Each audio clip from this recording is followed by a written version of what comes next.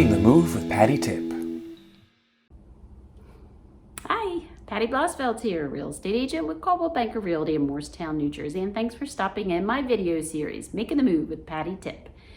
So today we're going to talk about the stuff, all the stuff that we have hidden in every nook and cranny of our house, and which makes it really difficult when it comes time to move. So I moved back in the fall of 2021, and I had a lot of stuff to get rid of.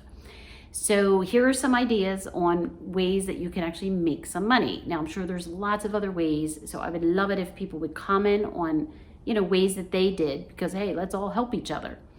But what I did was I came across a couple boxes of sterling silver in my attic, and I took it over to E&B Pawn Shop in Morristown and was shocked and thrilled when they turned around and gave me $330 for that. So that was great.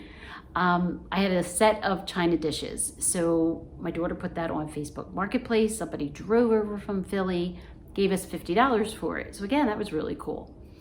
Now some of you are like maybe antiques, china cabinets. Many people today do not want china cabinets. I took my large one, but I actually had a smaller one.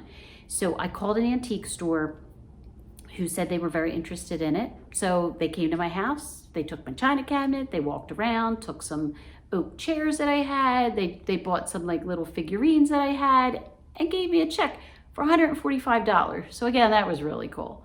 Of course, you have Facebook Marketplace where you can sell a lot of items. And then of course, to donate, you have Goodwill, the Vietnam vets, so there are definitely some other ways. But now here are some things not to hold on to. Your crib. I held on to it thinking my grandchildren someday it'd be so nice. I ended up having to throw it in the dumpster, which was really sad for me. But the safety standards changed so much. So my advice, give it to somebody now, if you're done with it, or if you just put it up there not that long ago, because somebody could really use it. And then books, children's books. Oh my gosh, I had so many. I would never throw them out. I gave them away to teacher friends that I had. I actually was working with a buyer at the time who was a teacher, so I gave a ton to her, dropped them off to the library. Many places will take them, so please try not to put them, in the dumpster.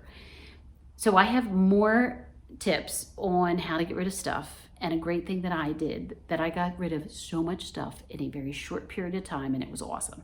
But too long for today's episode, so that will be my next episode. So I hope you join me soon. Thanks so much. Have a great day. Making the Move with Patty Tip.